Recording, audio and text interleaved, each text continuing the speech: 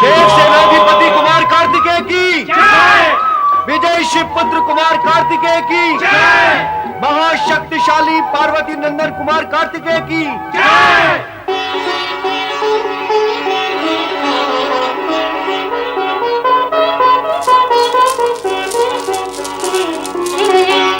पिताश्री को प्रणाम। प्रणाम माता।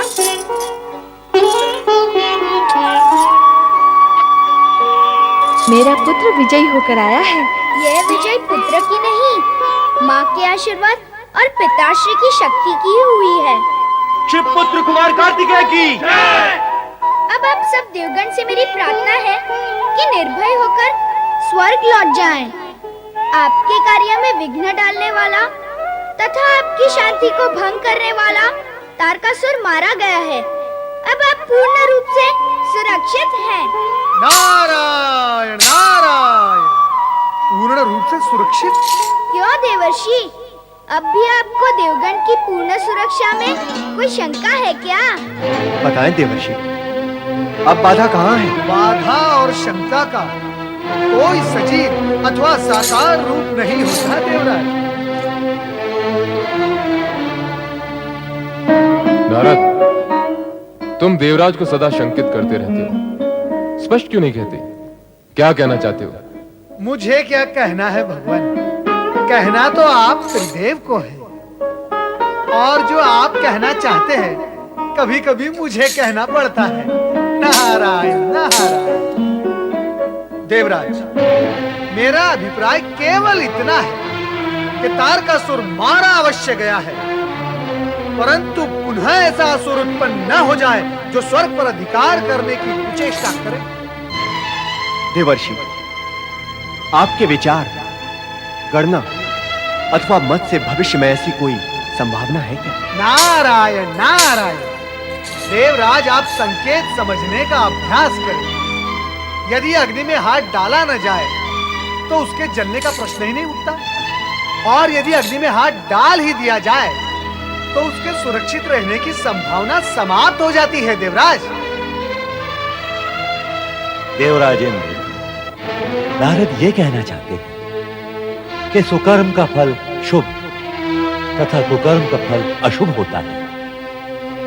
हमारे विचार, कर्म और उद्देश्य के सुर जब बेसुरे हो जाते हैं तो कब, कैसे और कहां से असुर उत्पन्न होकर हमें कष्ट देने लगते हैं, हमें इसका ज्ञान ही नहीं होता। अर्थात रंग विलास और विनोद में अपना समय व शक्ति नष्ट न करके उसका सदुपयोग किया जाए तो शुभ परिणाम प्रकट हो सकते हैं। क्यों नारद, यही कहना चाह रहे थे ना तुम? आप त्रिदेव अंतर्यामियों से क्या छिपा है प्रभु? नारायण नारायण। यहाँ कैलाश में हर्षोल्लास का वातावरण है, और वहां नक्षत्र लोक में कृतिकाओं की क्या दशा हो रही होगी भोलेनाथ ही जाने। चलकर मुझे उनकी पीड़ा से परिचित होना चाहिए। नारायण।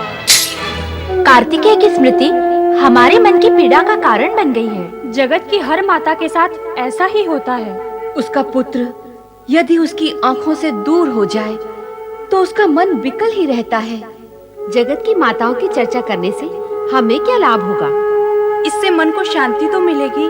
शांति तो तभी मिलेगी जब हम कार्तिकेय को देख पाएंगे। तो उसके लिए नारायण नारायण नारायण, श्रीमन नारायण नारायण नारायण। देवर्षि, आप प्रणाम। कल्याण भव। आप तो नारायण का नाम स्मरण कर अपने मन को शांत कर लेते हैं। हमारे कल्याण का भी तो विचार करें। पुत्र कार्तिकेय के बिना हमारे प्राण निस्तेज हो रहे हैं। देवियों, आपका पुत्र दिन प्रतिदिन तेजस्वी होता जा रहा है और आप निस्तेज हो रही हैं। अर्थात नहीं देवी, यथार्थ कहो, यथार्थ। आपके पुत्र कार्तिकेय ने महाबली तारकासुर का वध करके असुर सेना पर विजय प्राप्त कर ली है। देवलोक से लेकर कैलाश तक उनकी जय जयकार हो रही है। नारायण नारायण। कार्तिकेय ने तारकासुर को धराशायी कर दिया। उसको, उसके सेनापति और सेना तीनों की। हमें अपने विजयी पुत्र से मिलना चाहिए, उसे बधाई देने के लिए। बधाई अथवा आशीर्वाद। नारायण नारायण, बधाई तो आप सभी को दी जानी चाहिए। यदि आप उसे कैलाश न भेजती तो कुमार कार्तिकेय तारकासुर को कैसे मारते। अब हमें अविलंब कैलाश चलना चाहिए। तो विलंब किस लिए? चलो।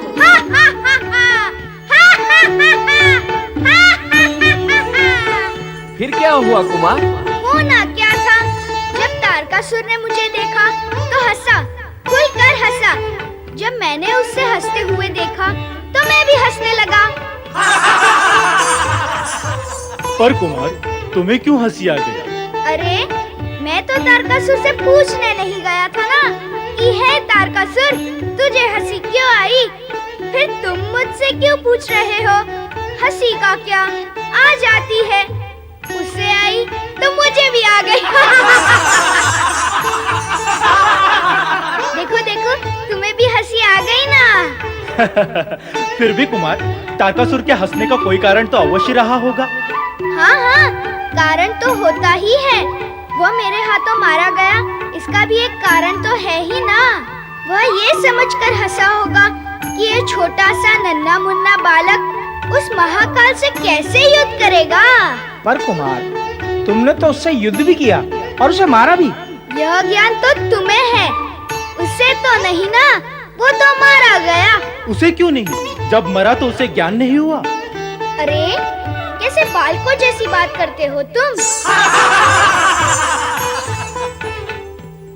अरे बालक तो मैं भी हूँ। हाँ, मेरे द्वारा प्रहार किए हुए अस्त्र से वो मरा।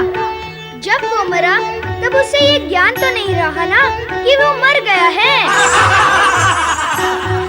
कैसी दुर्गति हुई उसकी। युद्ध आरंभ हुआ उसकी हंसी से और अंत हुआ उसकी मृत्यु से। अहंकारवश हंसने का परिणाम यही होता है। नारायण नारायण। देवऋषि को प्रणाम। देवऋषि को प्रणाम। कल्याण भव, आयुष्मान भव। आसन ग्रहण करें देवऋषि। नंदी, तुमने अथवा जगत के किसी भी प्राणी ने नारद को कभी किसी आसन पर बैठे हुए देखा है? नंदी, भ्रमण करने का भोग मेरे भाग्य में लिखा हुआ है, मैं क्या करूं?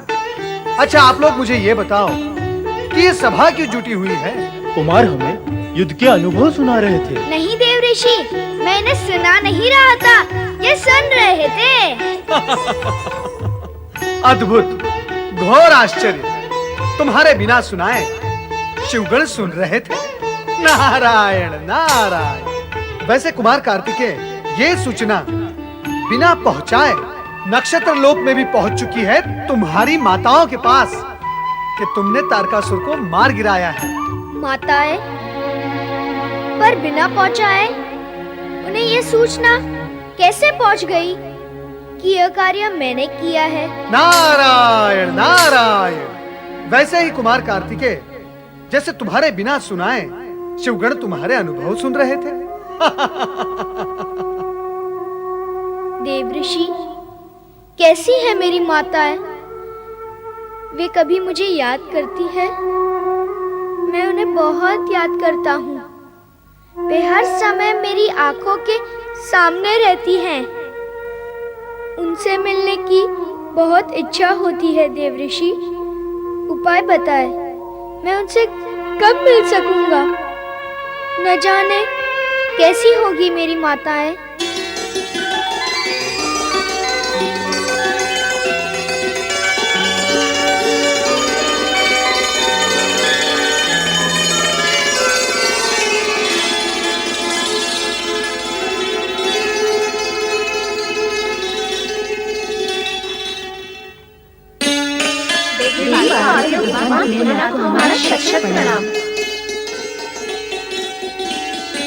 हमारा पालित पुत्र कार्तिकेय कहाँ है और कैसा है? पालित क्यों कहती हो? वो तो तुम्हारा ही पुत्र है। रहता अवश्य मेरे पास है, पर तुम सभी को याद करता है और बातें भी तुम्हारी ही करता है। हमारी बातें करता है?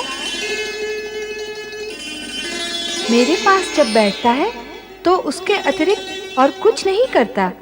बता रहा था कि 6 माताओं के अनुसार 6 रानियों का राजा बनना तय किया था। आंख मिचौली खेलते हुए भी छोटे होने के कारण दया धर्म की जो बातें किया करता था उसकी भी चर्चा करता है। खेल खेल में भी आंख और मुंह खोलने देता था तुम सबको, वह भी बता रहा था मुझे। पर वो है कहाँ? आ जाएगा, यही कहीं शिव गणों के साथ खेल रहा होगा। देवी पार्वती, तारकासुर का वध तो हो चुका है। जिस उद्देश्य से नंदी महाराज कार्तिकेय को यहाँ लाए थे वो अब पूर्ण हो गया है। अब आप पुनः कार्तिकेय को नक्षत्र लोक भेज दें। हाँ देवी, अब हमें कुमार लौटा दें। कुमार के बिना अब हमसे नहीं रहा जाता। आज उसे हमारे साथ भेज दें। नहीं नहीं, ये संभव नहीं। कुमार अब वापस नहीं जाएगा। नंदी महाराज जब कुमार को लेने हमारे पास आए थे तो हमने भी कुमार को भेज ही दिया था ना। अभी अभी आपने ये भी तो कहा है कि वो हमारा पालित पुत्र नहीं, पुत्र ही है। माताएं,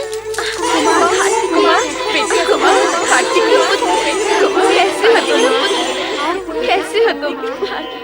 तुम्हें देखे तुम कैसे हो कुमार? पहले आप सब बताएं, आप कैसे हो?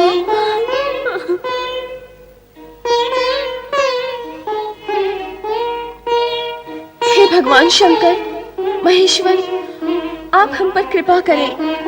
कुमार को अपने साथ ले जाने की अनुमति प्रदान करें। देवी भव्याकृति, तुम ये सत्य कैसे भूल रही हो कि कुमार कार्तिकेय पार्वती के पुत्र हैं। इनके साथ अन्याय करना हमसे तो नहीं हो सकेगा। क्या तुमसे हो सकेगा? पार्वती भी कुमार के बिना कैसे रह सकेंगी? तुमने 10 वर्षों तक कुमार का लालन पालन किया, इसके लिए हम आप सभी के आभारी हैं। हमारा फिर क्या होगा भोलेनाथ?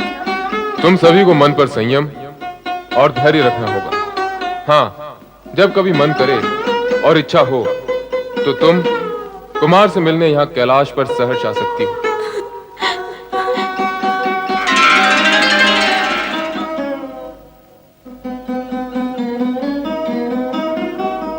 माताओं, मैं जहाँ भी रहूंगा सदा आपके पास ही रहूंगा।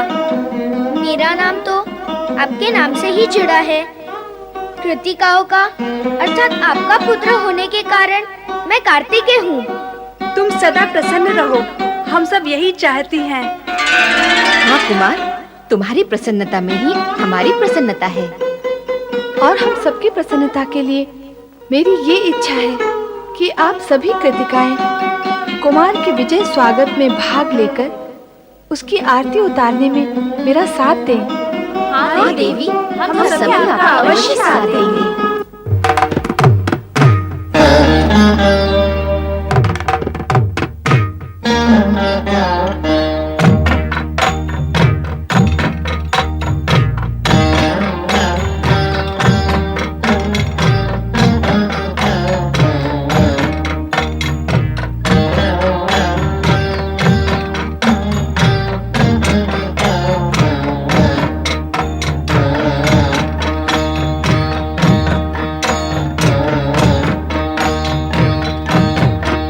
जय हो तुम्हारी कार्तिकेय, जय जय जय हो।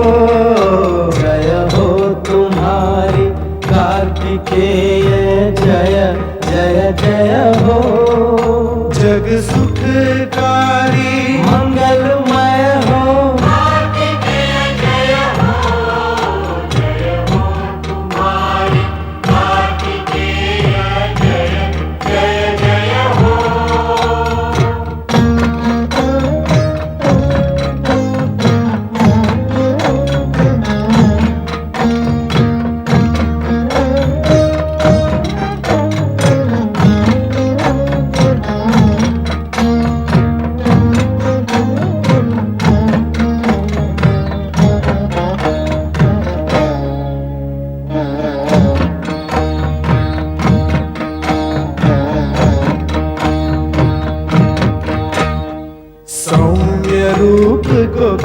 विकराला, सौम्य रूप को कर विकराला, तारकासुर का वध कर डाला।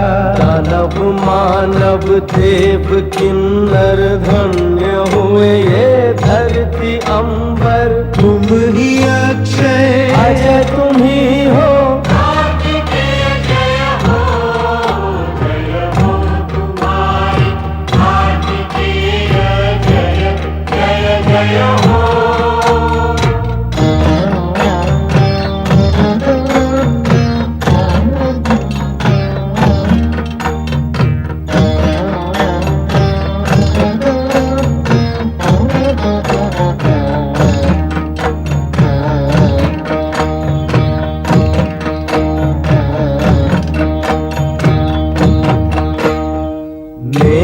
पुंज हो शिव शक्ति के, नेत्र पुंज हो शिव शक्ति के, तुम हो साधन जग मुक्ति के। परम तत्व पर ब्रह्म बालक तुम हो दाता सुखदायक, शालीनता का परिचय तुम हो।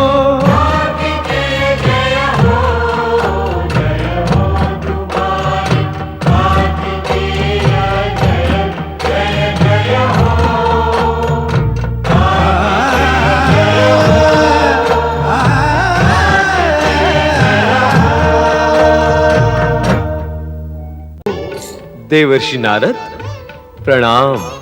प्रणाम शिवपुत्र कार्तिकेय प्रणाम। यदि आपसे यहाँ भेंट न होती और मैं कैलाश चला जाता तो आपसे वहाँ भी भेंट न होती। भेंट का संजोग वहाँ का नहीं यहाँ का था, सो हो गई।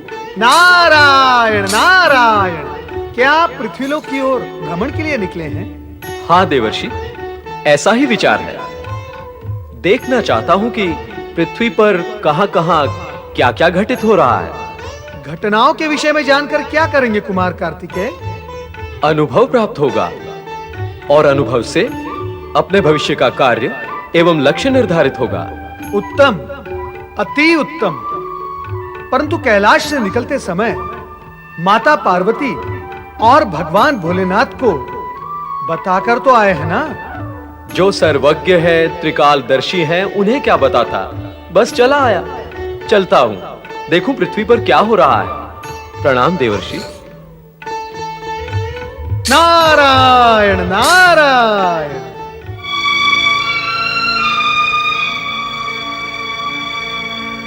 महादेवी, कुमार कार्तिकेय कहीं दिखाई नहीं दे रहे हैं। हमने कैलाश पर सब कहीं देखा पर वे कहीं नहीं मिले। कहाँ गए होंगे कुमार? आपको बताकर नहीं गए? नहीं, संभवतः भोलेनाथ से कहकर गए हो। मैं चलकर पूछ लेती हूँ। शिवाय ओम नमः शिवाय, ओम नमः शिवाय, ओम नमः शिवाय, ओम नमः शिवाय, ओम नमः शिवाय। नंदी, तुमने कार्तिकेय को देखा? नहीं माता। तुमने देखा उसे? नहीं माता, मैंने भी नहीं देखा। स्वामी, न जाने कार्तिकेय कहाँ चला गया। किसी से कहकर भी नहीं गया, मुझसे भी नहीं। आप उसका पता लगाइए स्वामी।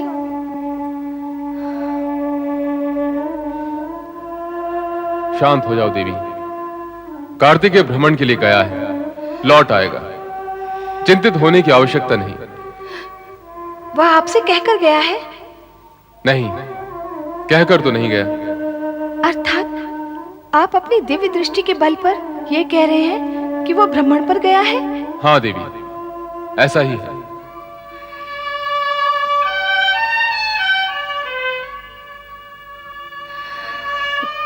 स्वामी तो समाधि में लीन हो गए। अब मैं क्या करूं? महेश्वर निश्चिंत हैं, तो फिर आप क्यों चिंता कर रही हैं? कुमार भ्रमण के लिए गए हैं तो लौट ही आएंगे। और फिर तारकासुर को मारकर विजय प्राप्त करने वाले को कैसा भय? वो तो शक्तिशाली और पराक्रमी है। आप भी तो शक्ति संपन्न हैं। विजया, पुत्र कितना ही महायोद्धा हो और माँ कैसी ही शक्ति रूपा हो, फिर भी माँ का ये जो मन होता है ना, मन, एक पुत्र की माता का मन बड़ा कच्चा और कोमल होता है। पर कुमार तो सदा सावधान रहते हैं। हाँ, वे परम योद्धा हैं, वे साहसी हैं। उनके लिए चिंता करना व्यर्थ है। आओ पुष्पमाला बनाने का कार्य पूर्ण करें।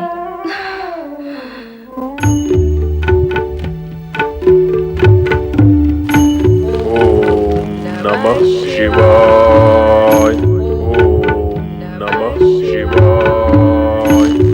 ओम नमः शिवाय। ओम नमः शिवाय। ओम नमः शिवाय। ओम नमः शिवाय। ओम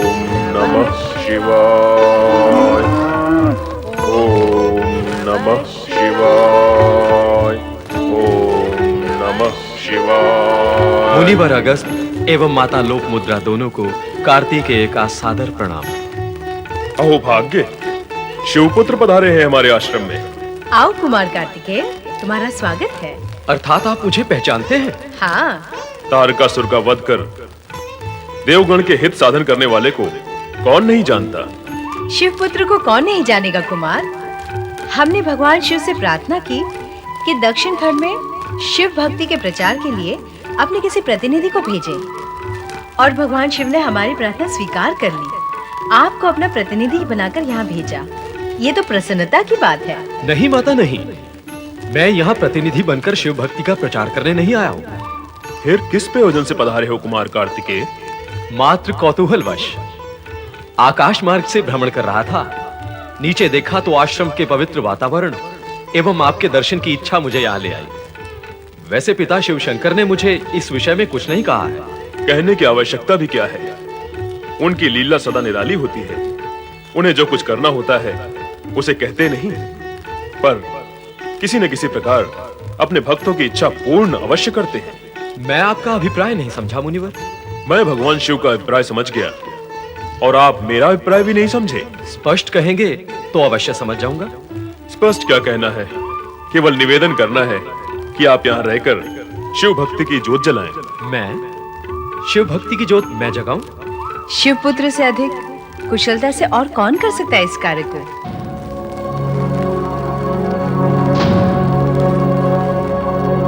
कुमार, शुभ कार्य में विचार कैसा? मुनिवर, आपकी कामना पूर्ण अवश्य होगी, पर उसमें समय लगेगा। इस समय मुझे आप आज्ञा दीजिए। कारण? मैं माता पिता की आज्ञा लिए बिना ही भ्रमण के लिए निकल गया था। यहाँ स्थापित होने के लिए भी मुझे उनकी आज्ञा की आवश्यकता होगी। अवश्य।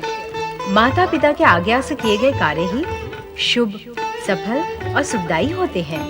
तुम अपने माता पिता की आज्ञा लेकर आओ, हम तुम्हारी प्रतीक्षा करेंगे। प्रणाम मुनिवर। प्रणाम माते। आपकी यात्रा मंगलमय हो। धन्यवाद मुनिवर। मुझे जल्दी पहुंचना है, माता चिंतित होंगी। ओम नमः शिवाय।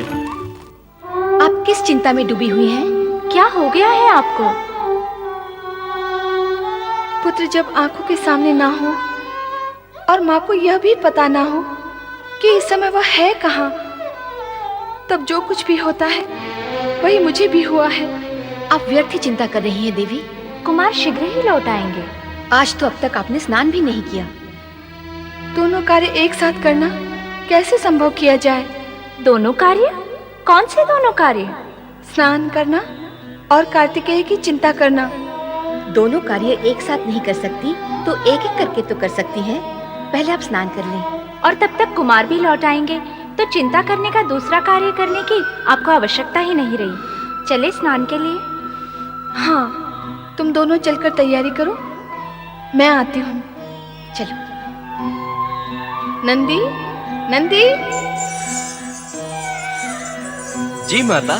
नंदी, मैं स्नान गृह में जा रही हूँ। तुम यहीं द्वार पर खड़े रहकर पहरा लगाना, और सावधान, किसी को भीतर ना आने देना। मेरे होते हुए भीतर आने का कौन दुस्साहस करेगा? उचित है, ध्यान रखना।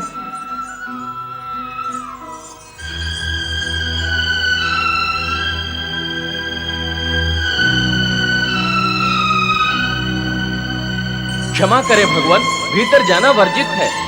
क्या कहा? मेरा भीतर जाना वर्जित है? तू अपनी सुध बुध और चेतना में तो है, तुझे ध्यान ही नहीं किससे कह रहा और क्या कह रहा है। मैं देवाधिदेव शिव शंकर से कह रहा हूँ, महादेवी के आदेश के वश में होके कह रहा हूँ। उनका आदेश है कि किसी को भी भीतर ना आने दिया जाए। निर्बुद्धि, मेरी गणना तू किसी में करता है? मैं महादेवी का पति हूँ। ये सत्य तो संपूर्ण जगत जानता है स्वामी, किंतु मैं तो महादेवी की आज्ञा का पालन कर रहा हूँ। केवल महादेवी की आज्ञा का पालन कर रहा है, महादेव की आज्ञा का नहीं? अवश्य करूंगा। तो मैं तुझे आज्ञा देता हूँ, मेरे मार्ग से हट जा। ऐसी आज्ञा ना दे भगवान जो महादेवी की आज्ञा का विरोध करे। मेरा सेवक बनता है, मुझे स्वामी कहता है और आज्ञा मानता है महादेवी की। मैं तो आप दोनों का सेवक हूँ, मुझे धर्म संकट में ना डाले भगवान। चल, धर्म संकट में नहीं डालता, एक और डाल देता हूँ। चल हट।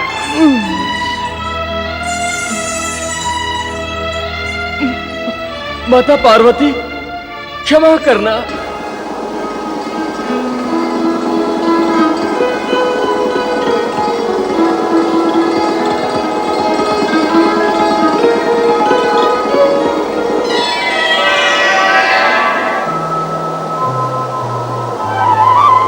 क्या सोच रही हो माँ?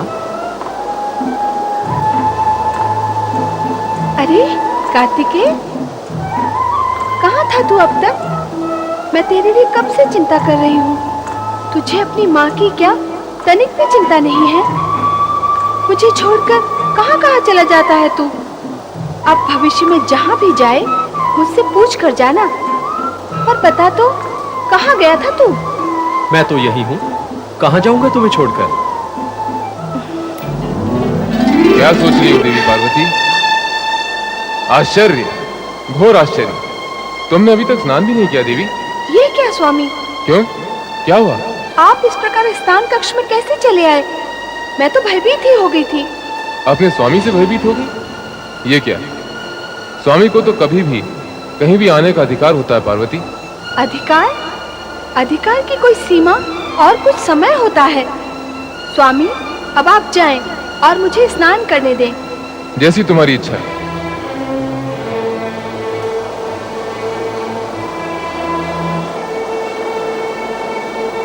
नंदी, नंदी। आज्ञा करे माता। आज्ञा नहीं, प्रश्न करना है। जब तुम जानते थे कि मैं स्नान कर रही हूँ, तो अपने स्वामी को भीतर आने से रोका क्यों नहीं? रोका था माता। रोका था? किसे रोका था और कौन रुका? वे तो भीतर आ गए थे, फिर रोका कब और किसे? इसे तुम रोकना कहते हो? मैंने उन्हें रोकने का प्रयत्न किया था और उनसे ये भी कहा था कि माता पार्वती स्नान कर रही है, भीतर ना जाए भोलेनाथ। पर क्या? पर वो मुझे धकेल कर भीतर चले गए। ऐसे में मैं और अधिक क्या कर सकता था? वे मेरे स्वामी हैं, मैं उनका सेवक। तुम उनके सेवक हो? यदि मेरे सेवक होते तो तब भी क्या धक्का मारने से हट जाते और उन्हें भीतर आने का मार्ग दे देते? बोलो, उत्तर दो। कहा तो मैंने भी था कि देवी स्नान कर रही है, पर महादेव ने इस पर ध्यान ही नहीं दिया। भला हम उन्हें कैसे रोक सकते थे? माता, देवादिदेव को रोकने का साहस कौन कर सकता है? तुम सभी विवश और असहाय हो, तो तुम सब जाओ यहाँ से। हमारे चले जाने से क्या समस्या हल हो जाएगी? कैसी समस्या? सुरक्षा की समस्या। कल फिर इसी प्रकार की घटना घट सकती है। महादेव तो आपके पति हैं, इसलिए ये घटना इतनी दुखद नहीं हुई। अन्य कोई होता अथवा भविष्य में कोई हुआ तो? सुरक्षा की व्यवस्था आवश्यक है। एकांत सुरक्षा के लिए किसी विशेष व्यक्ति को ही नियुक्त करना होगा। यहाँ तो सब महादेव के गण हैं, उनकी सेवा में हैं। आपका कोई गण नहीं जो आपकी सेवा सुरक्षा करे। नंदी आपका गण होता तो क्या सरलता से महादेव को प्रवेश करने देता? स्वामी की स्वामी भक्ति में स्वामिनी की सुरक्षा का कर्तव्य पूर्ण करने में वह चूक गया। ठीक कहती हो तुम दोनों। मुझे इस विषय में गंभीरता से विचार करना ही होगा। विचार नहीं, कार्य करना चाहिए। आप कुमार कार्तिकेय को अपनी सुरक्षा का कार्य क्यों नहीं सौंप देती? वो आपका प्रिय पुत्र है। कार्तिकेय? वो तो पहले शिव पुत्र है, फिर माता का पुत्र है, फिर वो एक स्थान पर रहता भी तो नहीं, स्थान स्थान पर भ्रमण करता ही रहता है। मुझे इस विषय में कुछ उपाय करना ही होगा।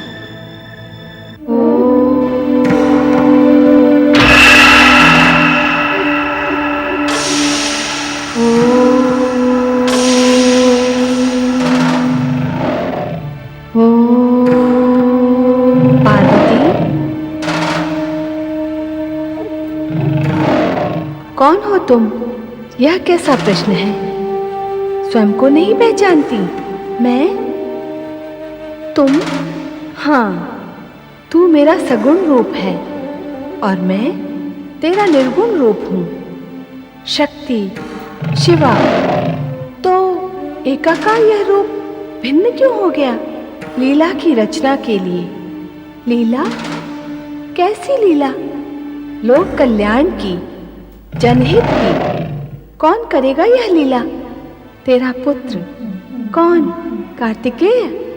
कार्तिकेय शिव पुत्र है। उसने तुम्हारे शरीर से जन्म नहीं लिया है। वह तुम्हारा पुत्र होते हुए भी तुम्हारा नहीं है। वह मेरा पुत्र नहीं है? है, पर नहीं है। पुत्र माता के रक्षक होते हैं, सगुण माता के। तू सगुण माता है। कार्तिकेय भ्रमण प्रिय है। मयूर उसका वाहन है। वह एक स्थान पर स्थिर नहीं रह सकता। तो अन्य उपाय क्या है? सूक्ष्म जगत उपायों से पूर्ण है। उसे स्थूल जगत में लाना होगा। कैसे? अपने संकल्प से। संकल्प द्वारा अपनी देह से देहज पुत्र को जन्म देकर वही तुम्हारा पुत्र होगा। तुम्हारे शरीर के तेज पुंज से उत्पन्न होने के कारण वह अद्भुत और विलक्षण होगा। अद्भुत और विलक्षण? हाँ, विविध लक्षणों से पूर्ण और अद्भुत। उसकी समानता जगत का अन्य कोई पुत्र नहीं कर पाएगा। सारा जगत उसे मान्यता देगा।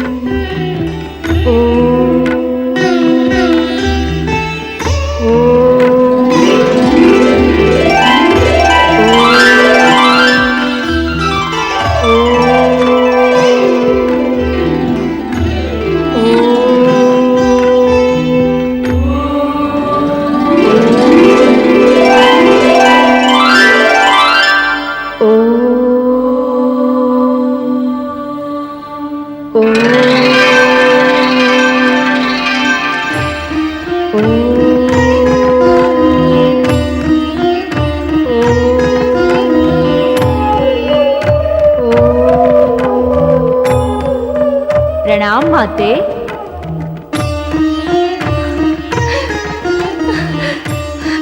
मेरा पुत्र।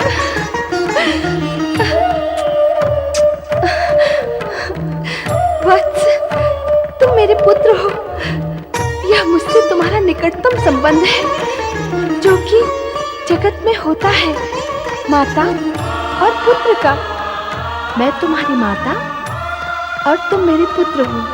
संबंध और निकटता तो मैं पहले से ही जान चुका था माते, इसीलिए तो मैंने आपको माते कहकर प्रणाम किया। अब आप मुझे ये बताइए कि मेरा नाम क्या है? गणेश। गणेश है तुम्हारा नाम, गणों में श्रेष्ठ, गणों का ईश। फिर तो मैं तन, मन, प्राण, प्रण से सेवा करूंगा माता। तुम मेरी सेवा करोगे? अवश्य करूंगा। माता से अधिक और कौन पुत्र के निकट होता है?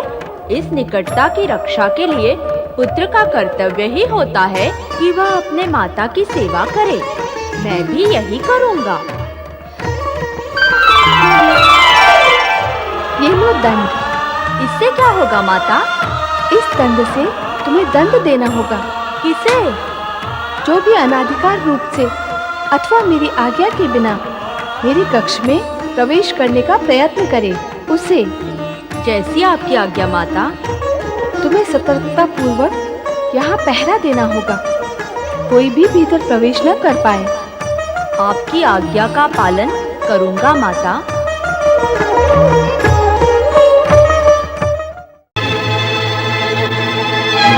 जय माता की।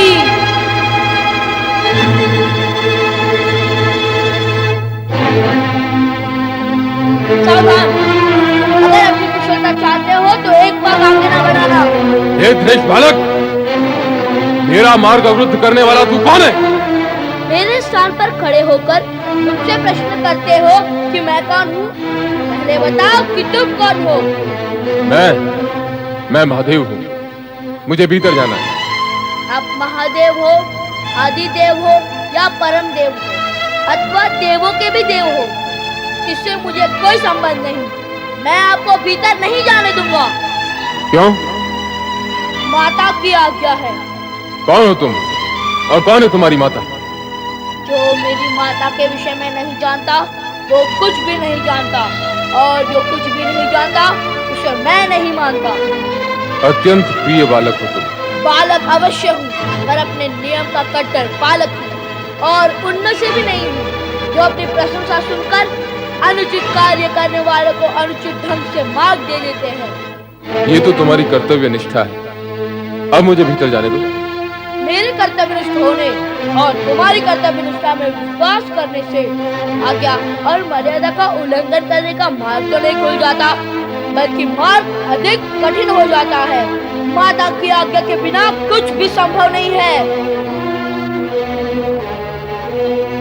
नाम तो बताओ अपना और अपनी माता का, जिसकी आज्ञा से तुम यहाँ खड़े हो।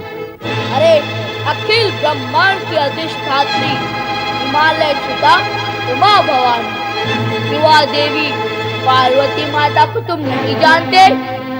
मैं उनका पुत्र विश्वेश्वराय गौरी सुताय गणपति गणेश। गौरी से? मुझे अब तक याद नहीं कि गौरी ने तुम्हें कब जन्म दिया। याद होगा भी कैसे, मैं तो अजन्मा हूँ, शुद्ध बुद्ध नित्य मुक्त। तुम जाकर अपनी माता से पूछ कर आओ कि महादेव बाहर खड़े हैं और भीतर आना चाहते हैं। तुम अनुमति लेकर आओ, तब तक मैं यहीं खड़ा हूँ। हे जटाधारी महादेव, आप अवश्य ही परम ज्ञानी, ध्यानी, बुद्धिमान, दिव्य पुरुष होंगे, पर निरा बुद्धिहीन तो मैं भी नहीं हूँ। आप मुझे मेरे स्थान से हटाकर मुझे मेरे कर्तव्य से भी हटाना चाहते हैं। जैसे मैं यहाँ से हटूंगा, आप भीतर प्रवेश करेंगे। नहीं नहीं नहीं, मैं यहाँ से कदापि नहीं हटूंगा। हठी बालक, तू हटेगा कैसे? माता ने डटने के लिए कहा है, हटने के लिए नहीं। ये किससे पाला पड़ गया कैलाशपति? तू जानता है 14 ब्रह्मांडों में मेरे मार्ग को अवरुद्ध करने का दुस्साहस कोई नहीं कर सकता। तू बालक है इसलिए। नहीं तो क्या युद्ध करने का विचार है? आ जाओ। बालक छोटा मुंह और बड़ी बात करता है। बड़ों के मुंह से बड़ी बात निकलेगी नहीं, छोटों के मुंह से आप बड़ी बात निकालने दोगे नहीं तो बड़ी बात जाएगी कहाँ? वैसे युद्ध के विषय में क्या विचार है? राजाल हट जा नहीं तो। बालक पर वार करना उचित नहीं। मेरे गण तुझे मेरा विचार बताएंगे, मेरे गण तुझे सद्बुद्धि देंगे। गणेश को गण सुबुद्धि देंगे? बंद करो ये सब। आप क्रोध में हैं स्वामी? क्रोध का कारण है, इसलिए क्रोध में हूँ। क्या कारण है भगवान? वो दुष्ट बालक जिसने हमारा मार्ग रोका है। वो बालक कौन है भोलेनाथ, और कहाँ उसने आपका मार्ग रोका है? नंदी, तुम्हारी भी मति मारी गई है। एक तो उस बालक ने दृष्टा की, और अब तुम प्रश्नों की बौछार कर रहे हो। पार्वती के कक्षद्वार पर वो खड़ा है और उसने हमें भीतर जाने से रोका है। जाओ, जाकर पता लगाओ वो बालक कौन है और कहां से आया है। बातें तो वो बड़ी बड़ी कर रहा है, पार्वती से अपना संबंध जोड़ रहा है। जाओ, जाकर उसे तुरंत वहां से हटाओ। जाओ। जैसी आपकी आज्ञा भोलेनाथ। आओ भृंगी, चलो मेरे साथ।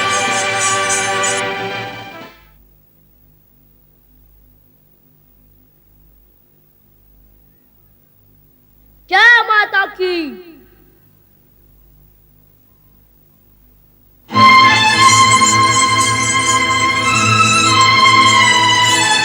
सावधान, एक बार भी माता की कक्ष की ओर बढ़ाया तो माता का नाम लेके माथा फोड़ दूंगा तुम सबका। बालक तो बड़ा उद्दंड है।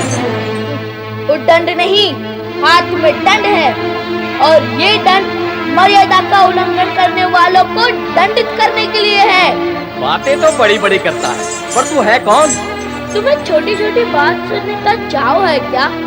इतना बड़ा शरीर बड़ी बात नहीं झेल सकते तो फिर तू मेरा बड़ा प्रहार क्या झेल सकेगा? मैंने पूछा कौन है तू? चिल्ला मत। ये आवश्यक नहीं कि मैं तेरे हर प्रश्न का उत्तर दूं, फिर भी देता हूँ। मैं अपनी माँ का पुत्र हूँ। अपनी माँ के पुत्र तो सभी होते हैं, और तू यहाँ कहाँ से आ टपका? अपनी वाणी और भाषा को वश में रख। मैं कोई जल की बूंद नहीं जो टपक पड़ूं। मैं माँ का पुत्र हूँ, आया हूँ, प्रकट हुआ हूँ। प्रकट हुआ हूँ? क्यों हुए हो? किसने कहा था प्रकट होने के लिए? किसने कहा था प्रकट होने के लिए? अरे उद्दंड, अपने से बड़ों की नकल करता है। बड़ों की नकल करने की ही रीति है, छोटों की नकल बड़े करे ऐसा नहीं होता है। बातें तो बड़ी बुद्धिमानी की करता है। कार्य और भी अधिक बुद्धिमानी का करता हूँ। नहीं, कार्य तो तूने दुष्टता का किया है। कैलाशपति भगवान शिव शंकर को माता पार्वती के कक्ष में जाने से रोककर तूने उनका अपमान किया है। भगवान भोलेनाथ की आज्ञा है कि तुमको यहाँ से हटा दिया जाए। मुझे क्या हटाओगे? पहले मेरे पग को तो तने खिला के दिखाओ। अभी तुझे गेंद की तरह उछाल देते हैं, चलो।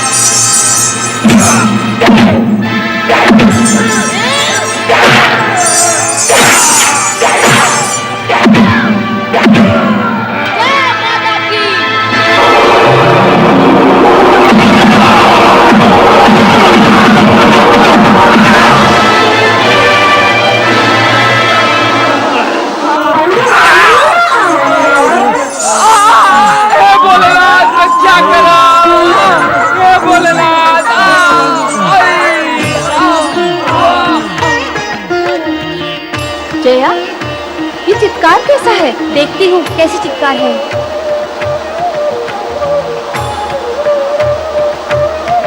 जय माता की।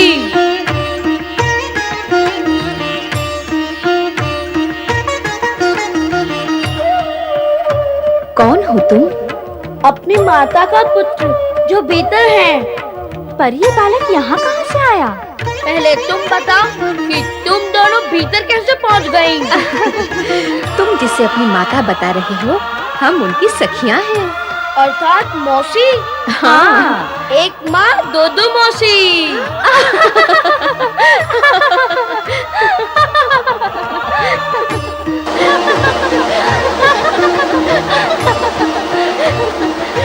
तुम गई थी चित्कार सुनकर और लौटी हो हंसते हुए, क्या हुआ?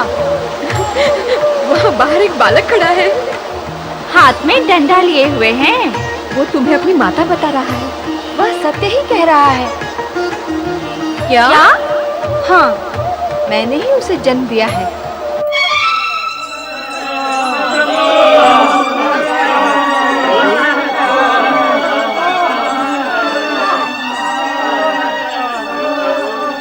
एक बालक के हाथों पिट गए तुम सब। ना जानी चाहिए तुम्हें। स्वामी, वो कोई साधारण बालक नहीं है। तो तुम क्या साधारण गण हो? उसके पास अद्भुत और अलौकिक शक्ति है। तुम्हारी शक्ति कहां गई? जाओ, जाकर तुरंत उसे पार्वती के द्वार से हटाओ। जाओ। भगवान, वो फिर भी न माना तो देवी पार्वती से कहो उसे वहां से हटाए। जाओ। इस बार तुम निकट आए या कक्ष की ओर बढ़ने का दुस्साहस किया तो मैं तुम सबको उठाकर फेंक दूंगा। देखते हैं कौन किसको फेंकता है। इस बार यदि माता पार्वती की तरफ जाने से तुमने हमें रोका तो हम तुम्हें जीवित नहीं छोड़ेंगे।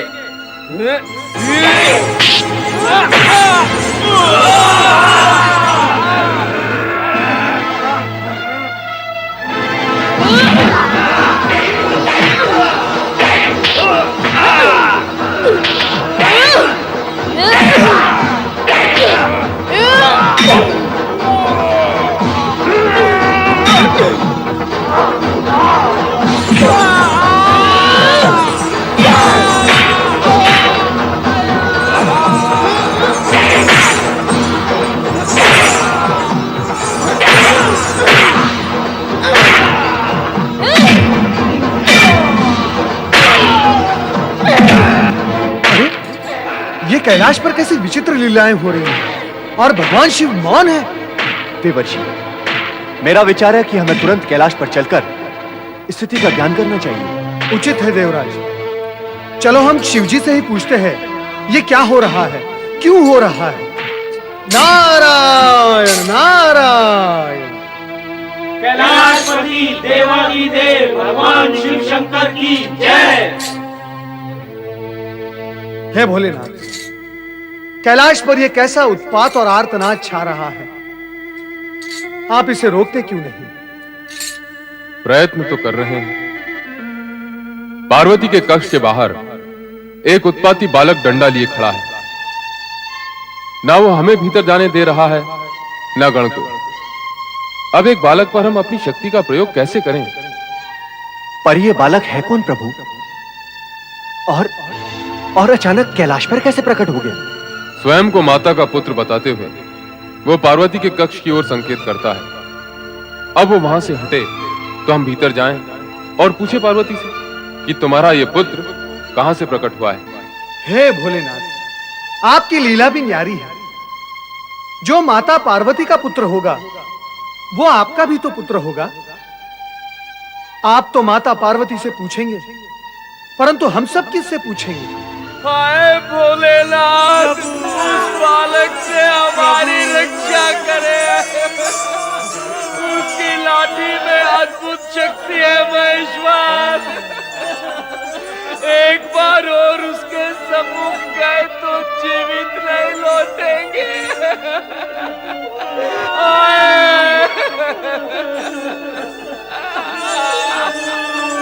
शांत हो जाओ नंदी महाराज, शांत हो जाओ।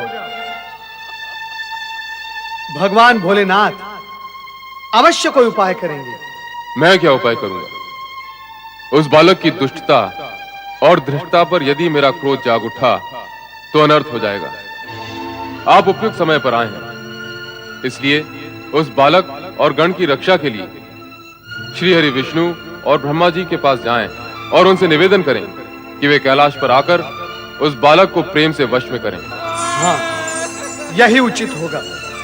हम इसी समय वहां जाते हैं देवेश्वर।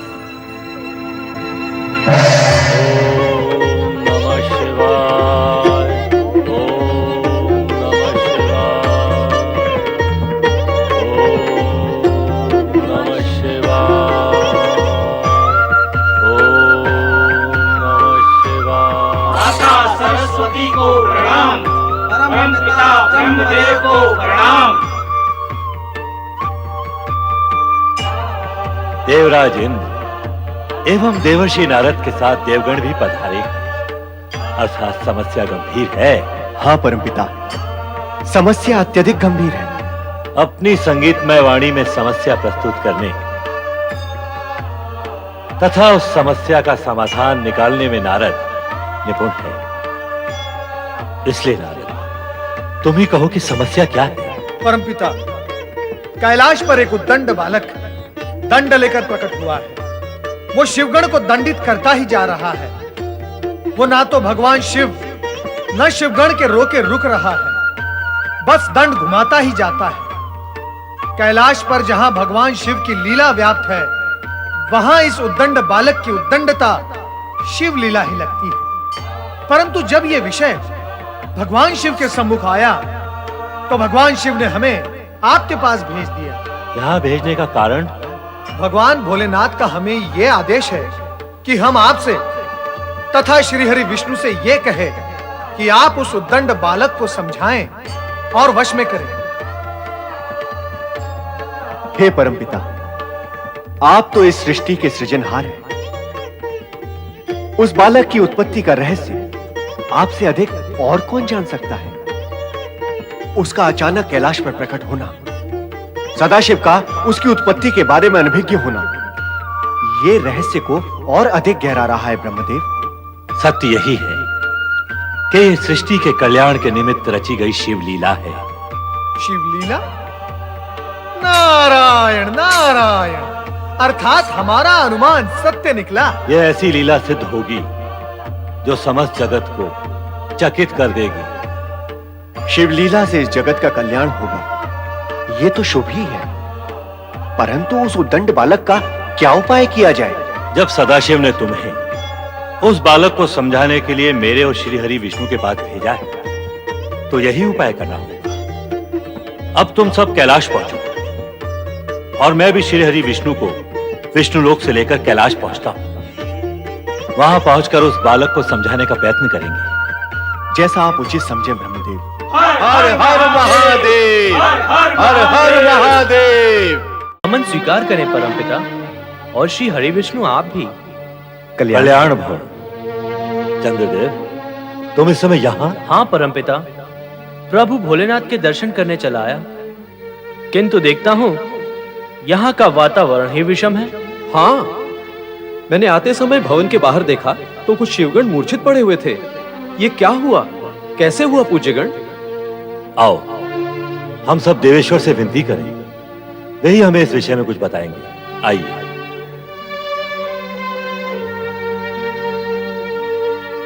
ओम नमो भगवते रुद्राय। महेश्वर, कहाँ है वो उद्दंड बालक?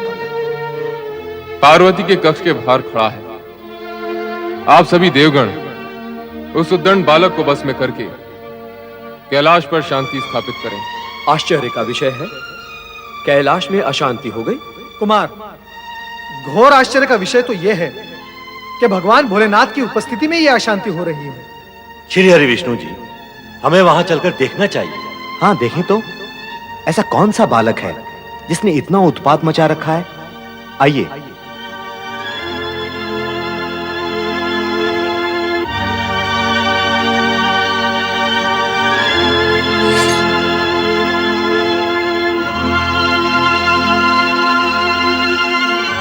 सावधान! मेरी माता के कक्ष की ओर बढ़ने का प्रयत्न कोई ना करे, इसी में सबका हित है। हम कक्ष में प्रवेश नहीं करना चाहते। तो फिर यहाँ क्यों आए हो? मुझे दर्शन देने या फिर मेरे दर्शन करने? दर्शन तो तुम्हारे कर ही लिए हैं। अब तो तुम्हें समझाने का कार्य शेष है। मुझे समझाने आए हो? अर्थात मुझे ना समझ लिया है? नहीं, ऐसा समझते तो तुम्हारे पास क्यों आते? हम तो तुम्हें यह समझाना चाहते हैं कि क्षमा करे पूज्यगण, समझने की आवश्यकता मुझे नहीं, आपको है। उचित यही होगा कि आप यहाँ से लौट जाएं। क्यों लौट जाएं? हम कार्य पूर्ण किए बिना यहाँ से नहीं लौटेंगे। तुम्हें द्वार से हटा कर जाएंगे। देवगण, हटाओ इस बालक को।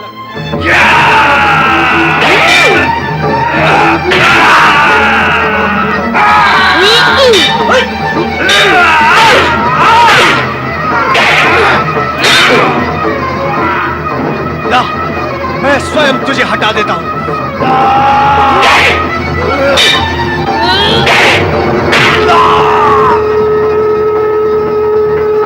मैं सृष्टि का रचनाकार ब्रह्मा हूं। मेरी बात मानकर ये द्वार छोड़ दो, नहीं तो क्या?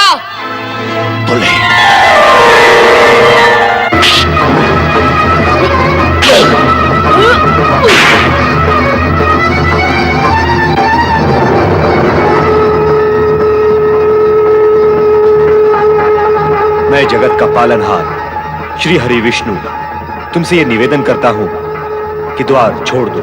मेरी माता की आज्ञा के अनुसार ये संभव नहीं। नहीं,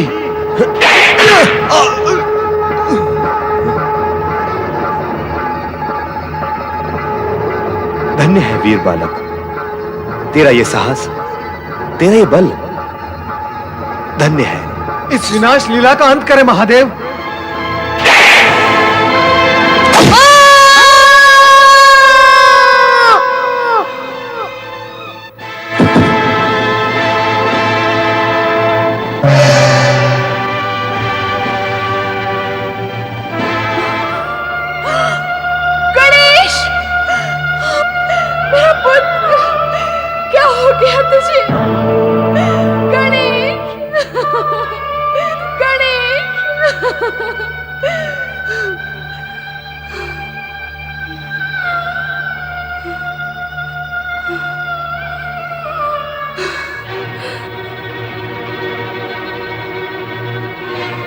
किसने किया ये दुष्कर्म?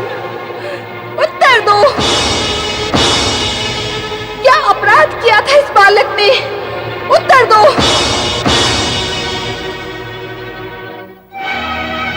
माता की आज्ञा का पालन करना क्या पुत्र धर्म नहीं? उत्तर दो।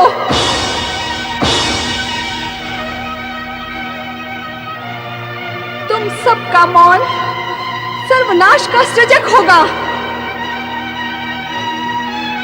मैं महाप्रलय मचा दूंगी। मैं अपने पुत्र के विरोधियों का सर्वनाश कर दूंगी।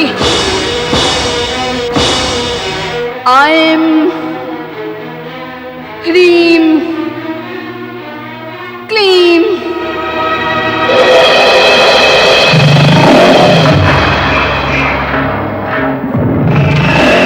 कुष्मांडा देवी प्रकट हो।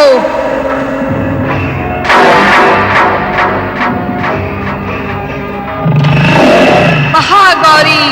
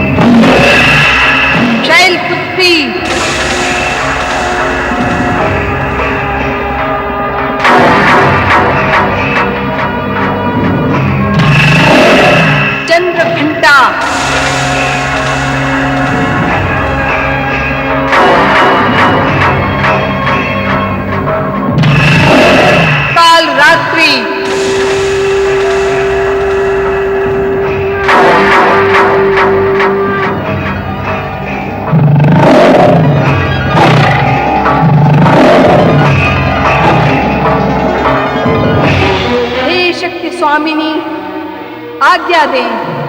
हे प्रबल शक्तियों, महाप्रलय मचा दो। देव, दानव, शिवगण, उन सभी का सर्वनाश कर दो। हे महाशक्ति, हे महामाया, हमें क्षमा कर दो, क्षमा कर दो। हे नौ दुर्गे, इस हाहाकार को समाप्त करो देवी, समाप्त करो। अन्यथा सृष्टि समाप्त हो जाएगी। क्षमा करो महामाया, हमें क्षमा करो। हे महाशक्ति, हे मातेश्वरी, जगत को सर्वनाश से उबारिए। हमारे अपराध क्षमा करो महामाया, हमारे अपराध क्षमा करो, हम आपके अपराधी हैं। हमें क्षमा करो महामाया, हमें क्षमा करो। क्षमा करें महाशक्ति, क्षमा करें। हम सब आपसे हाथ जोड़कर प्रार्थना करते हैं, क्षमा करें।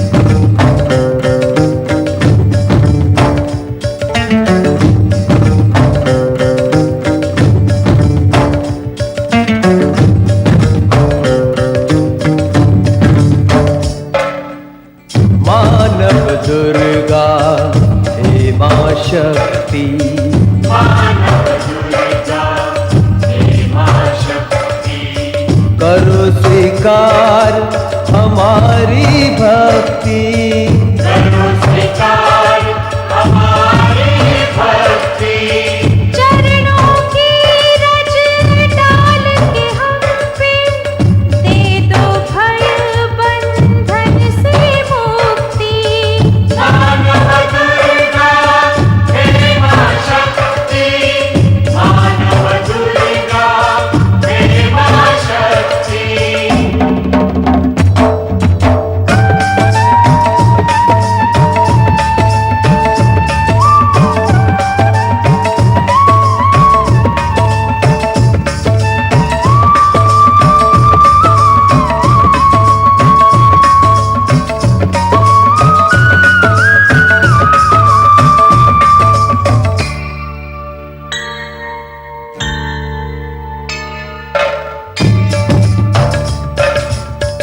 अष्टभुजी हो काल रात्रि, तुम ही दुर्गा मात भवानी। अष्टभुजी हो काल रात्रि, तुम ही दुर्गा मात भवानी। चामुंडा मां ब्रह्मचारिणी,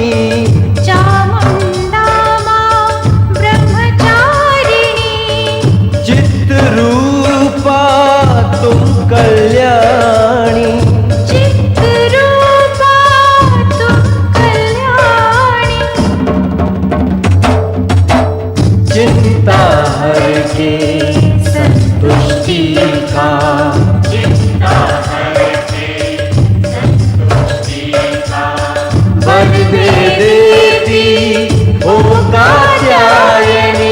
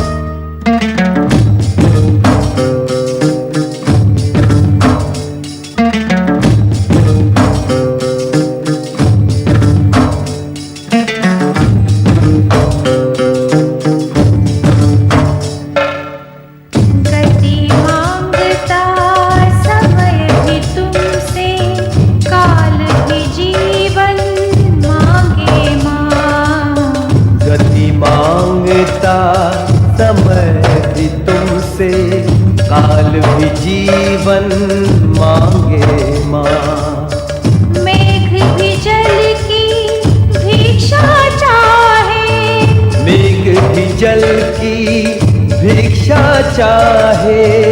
बिजुली गर्जन मांगे माँ, बिजुली गर्जन मांगे माँ।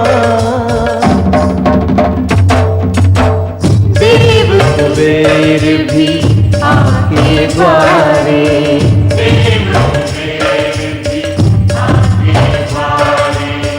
तुमसे अन्न धन मांगे माँ। तुमसे अन्न धन मांगे माँ।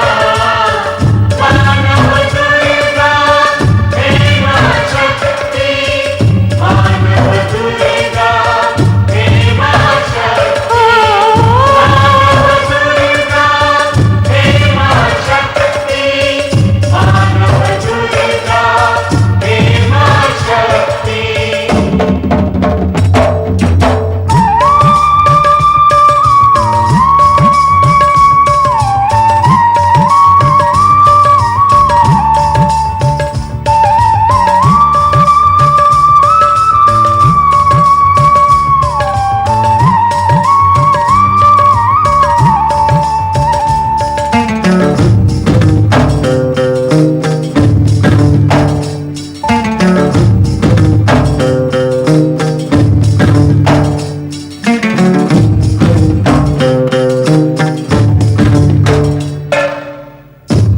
सबसे अपराध हुआ है, हम सब है अपराधी तुम्हारे। हम सबसे अपराध हुआ है, हम सब है अपराधी तुम्हारे। करते हैं अब क्षमा याचना, करते हैं अब क्षमा याचना। शीश झुकाए बाह पसारे, शीश झुकाए बाह पसारे। श्वासों के संग व्याकुल में,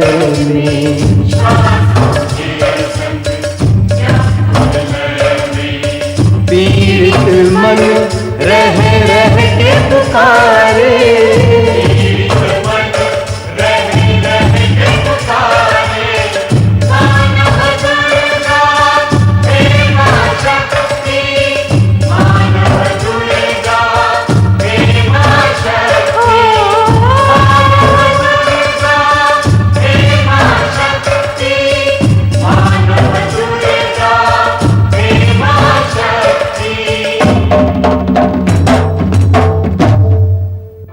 शांत हो जाए महाशक्ति, हे महामाया, लोकहित के लिए शांत हो जाएं।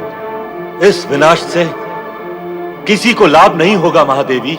मेरी जो हानि हुई है उसकी पूर्ति कौन करेगा? मेरे पुत्र का वध क्यों किया गया? जिसके पुत्र का वध कर दिया गया हो उस माता को आप शांत रहने के लिए कहते हैं? क्या ऐसी माता शांत हो सकती है? फिर आप कैसे शांत होंगी महामाया? एक तो मेरे पुत्र गणेश को पुनर्जीवित करें, दूसरा देवताओं में वो सर्वप्रथम पूजित हो ऐसा अधिकार दें, तभी मैं शांत होऊंगी, अन्यथा महाप्रलय अनिवार्य है। हम प्रयत्न करते हैं, भगवान शिव से प्रार्थना करते हैं। भगवान भोलेनाथ गणेश को अवश्य पुनर्जीवन देंगे। हे महाशक्ति, हे महामाया, देवताओं में वो सर्वप्रथम पूजित हो ऐसे अधिकार को भी भोलेनाथ स्वीकार कर लेंगे। अब हम सब सदाशिव के पास जाते हैं।